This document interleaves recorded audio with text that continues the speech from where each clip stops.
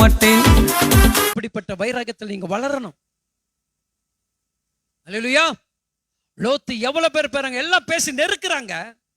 யோசித்து பாருங்க, சிங்களா நிக்கிறான், வீட்டு வாசப்படியில நிக்கிறான். அத்தனை பேர் என்ன பண்ணலாம்? அவனை மொத்தமா தள்ளி விட்டு என்ன பண்ணலாம்? போக முடியுமா? முடியாதா? அல்லேலூயா. அவ்வளவு பேருக்கு தைரியமா நின்று பேசுகிறானா என்ன நம்பிக்கை?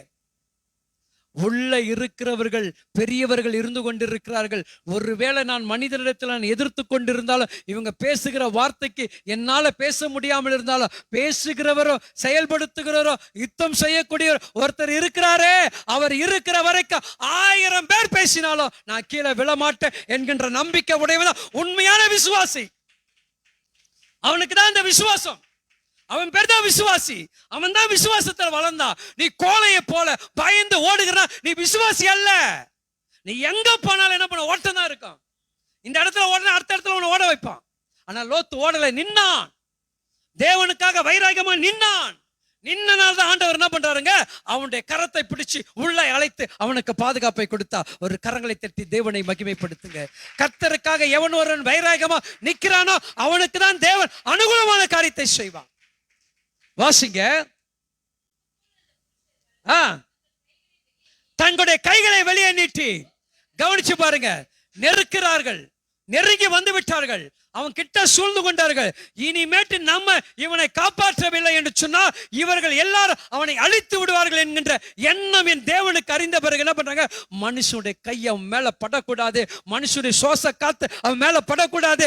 என் மகனே நீ என்னை நம்புகிறாய், என் மகளே நீ என்னை நம்புகிறாய், உன்னை ஒருவர் தொட்டு விடுவதற்கு நான் இடம் கொடுக்க மாட்டேன் என்று சொல்லி உன்னை கரம்பிடித்து அழைக்கிறாரே, இந்த ஆண்டவர் மீது நம்பிக்கையில் போகிற அற்ப விசுவாசியே,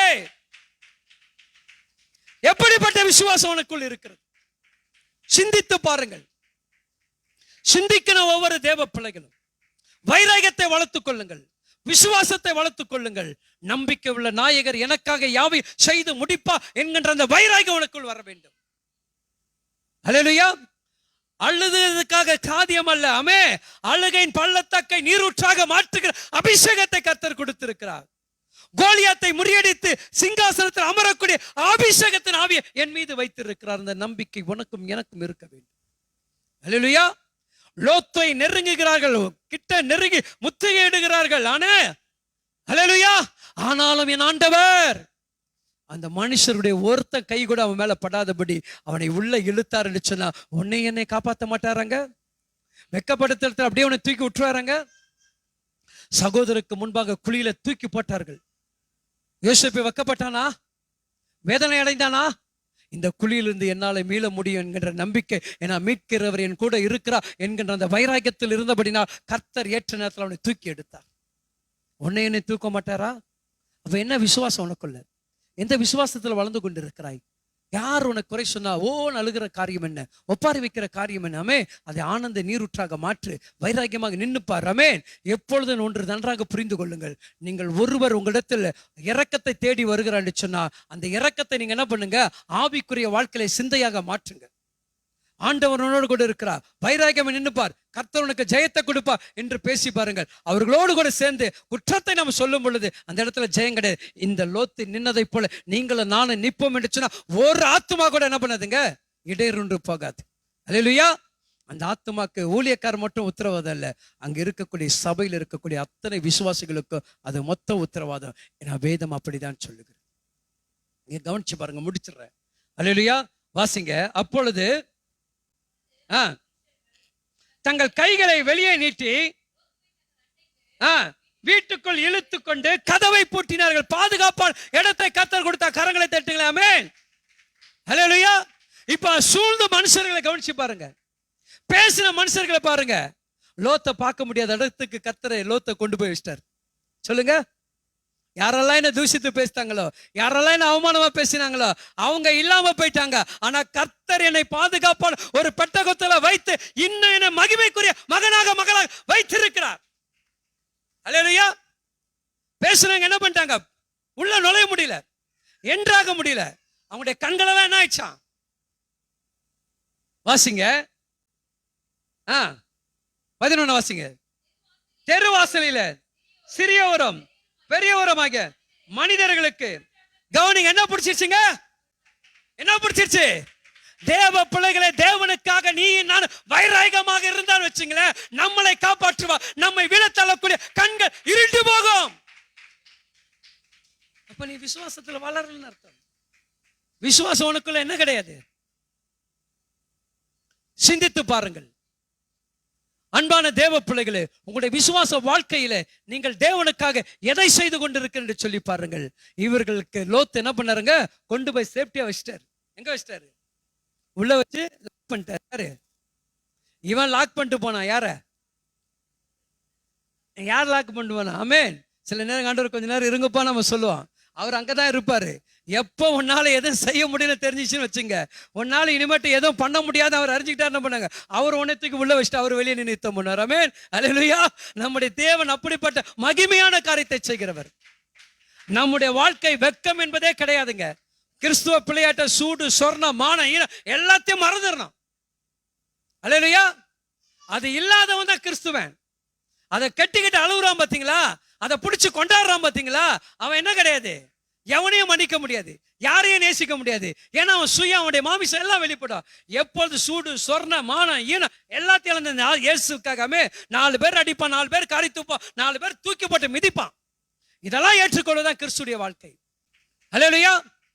ஒரு தேவ பிள்ளைகளுக்கு அந்த வைராகியத்தை வளர்த்துக் கொள்ளுங்கள், அந்த விசுவாசத்துல வளருங்க. இந்த லோத்துவை கர்த்தர் கரம் பிடித்து உள்ள அழைத்த பிறகு கூடி பேசினாங்க பாத்தீங்களா? பரதேசியாக வந்தையே, பஞ்சம் பழைக்க வந்தாயே என்று சொல்லி பேசினாங்க பாத்தீங்களா? அந்த கூட்டங்களுக்கு எல்லாம் என்ன தெரியலையா? யார் நின்னாலும் அதை செஞ்சாரு. யார் நிற்கணும்? நீ பாதிக்கப்பட்டிருந்தால், உண்மையிலே உனக்கு அந்த பாதிப்பு இருந்ததுன்னா, நீ வைராக்கியமாக நின்னாதான் கர்த்தர் என்ன பண்ணாரு? நீ செய்த இடத்துல உனக்கு அங்க காரியத்தை கிரியை செய்வா. அப்போ உனக்குள்ள என்ன கிடையாது? உனக்குள்ள அந்த வைராக்கியம் கிடையாது. நீ யாருடைய இரக்கத்தை தயவை தேடுற?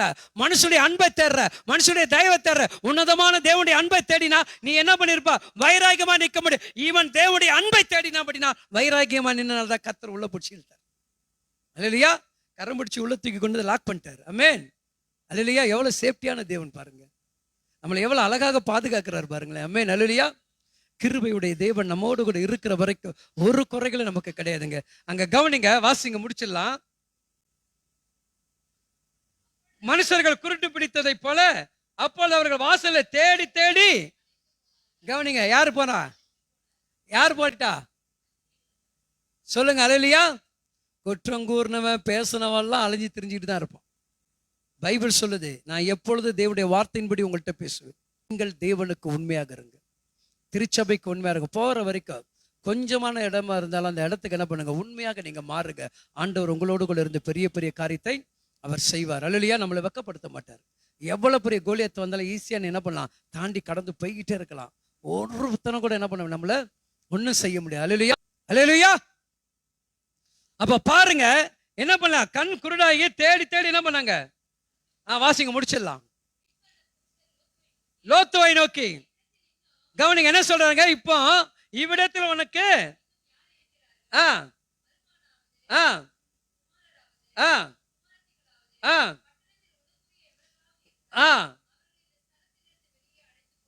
போதுங்க. அல்லேலூயா. இப்போ ஆபிரகாம் கேட்ட ஜெபம் எங்க வந்து நிக்குது?